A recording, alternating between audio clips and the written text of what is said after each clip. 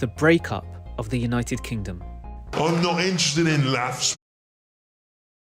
I'm not responsible for a person who goes around saying, I agree with Enoch Powell. I agreed the out of it.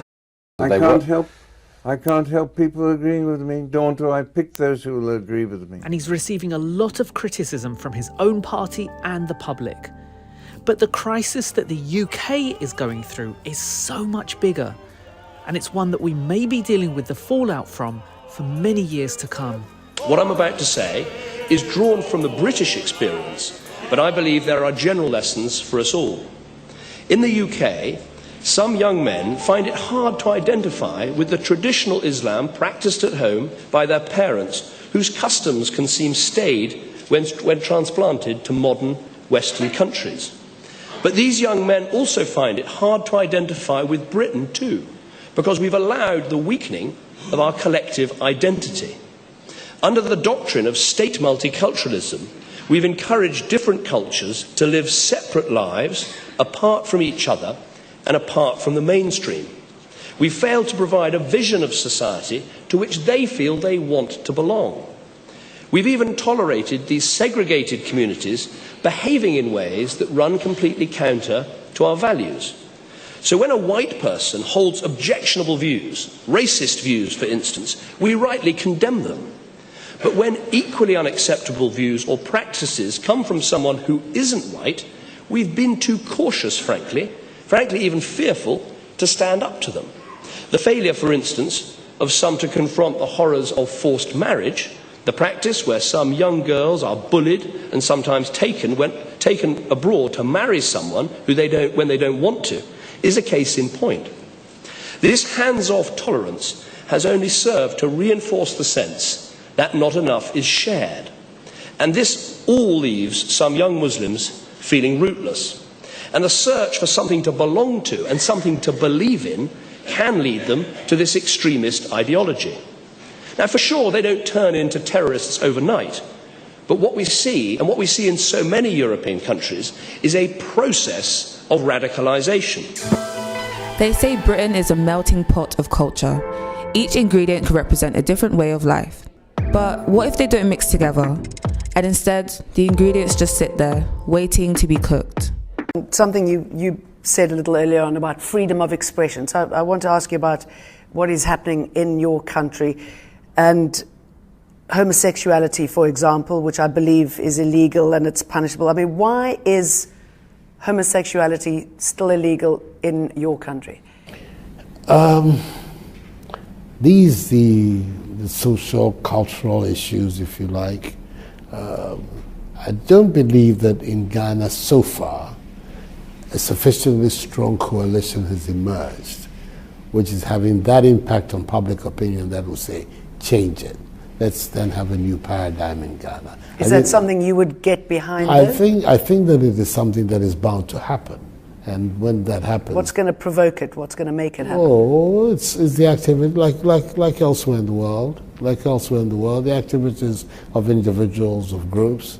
I grew up in England. I went to school as a young boy in England, and I grew up at a time in England when homosexuality was banned there. It was illegal, and I lived a period when British politicians thought it was anathema even to think about changing the law, and then suddenly the activities of individuals, of groups, a certain awareness, a certain development grew and grew and grew stronger, and it forced a change in law. I believe that those are the same processes that will bring about changes in our situation. Are we really multicultural, or do we just coexist? What is your message to Western human rights groups, to President Obama, to lesbian, gay, bisexual and transgender people? Respect African societies and their values. If you don't agree, you just keep quiet. Let's manage our society the way we see. If we are wrong, we shall find out by ourselves. One of the major issues, and it's a holdover from sort of colonial Victorian, is the issue of sexual preference in many African countries. In Kenya, to be gay, the LGBT community is illegal. They just want to have equal rights, the same privacy and equality as all other Kenyans do. Is that something that you aspire to for your country? I want to be very clear, Christiana. I will not engage in a subject that is of no, it is not of any major importance to the people and the Republic of Kenya. This is not an issue as you would want to put it. So I'm wondering, you've done so much for women in Rwanda, and they have so much power. I'm wondering, is the LGBT community a part of the future of Rwanda? Well, I don't know if I understood what you just asked, but I guess I understand. I have understood. But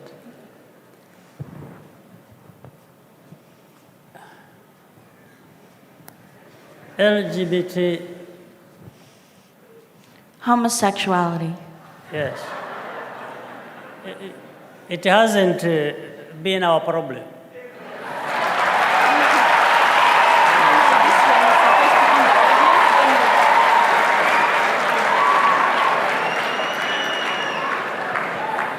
Because our school's like 90% black, do you think there's maybe like a tribal mentality between different ethnic groups?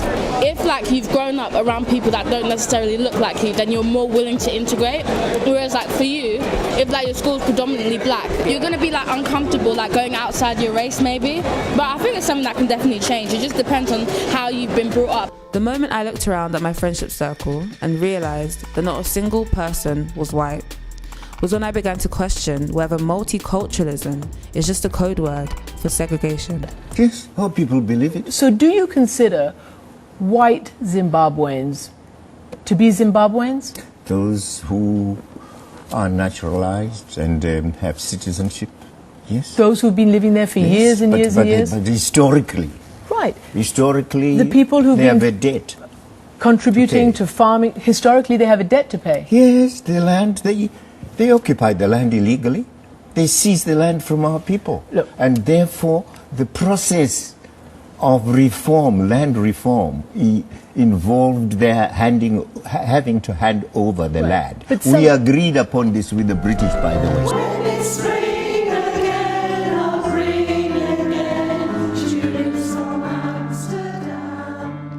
Funnily enough, I looked at the picture of the choir the other day, and my first thought was, we are incredibly white.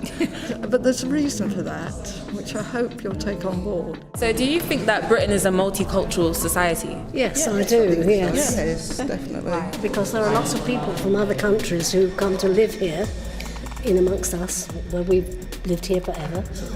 I've never really seen colour as such. I feel I'm a multicultural sort of person because I don't see. Yeah, I don't see. I think what's happened to Upminster, and the reason why it's not more multicultural, is economic rather than attitude. In Africa today, who have got many women managers than other countries. We have got how many manager women? We have got 4 managers and we have got another 2 assistant managers. I would like to think that multiculturalism exists, but actually I don't think it does. The minute you walk into a room, what's the first thing that people see? It's the colour of your skin. So that barrier comes up first. People claim to be colourblind, but do you think that's truly possible? It's impossible to be colourblind. There's this thing called unconscious bias. So you will go to people that have the same sort of morals as you or the same issues as you. Segregation bad, integration good, assimilation bad. It's that middle ground of being yourself and being an individual, and all those bits that make you is what should be celebrated. Prime Minister called for a stronger national identity, what he called muscular liberal defence of British values to prevent people turning to extremism. He said it was important to differentiate Islam and Islamist extremism. But his words angered many Muslim groups. The breakup of the United Kingdom. But I wanted to tell the boxers that the only chance to defeat the referee who are against you or against the country is to win by knockout. This is the only thing. I honestly can't see what ethnicity has to do with this.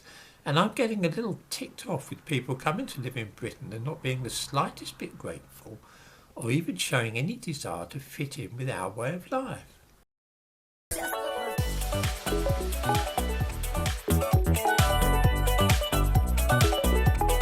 you should apologise?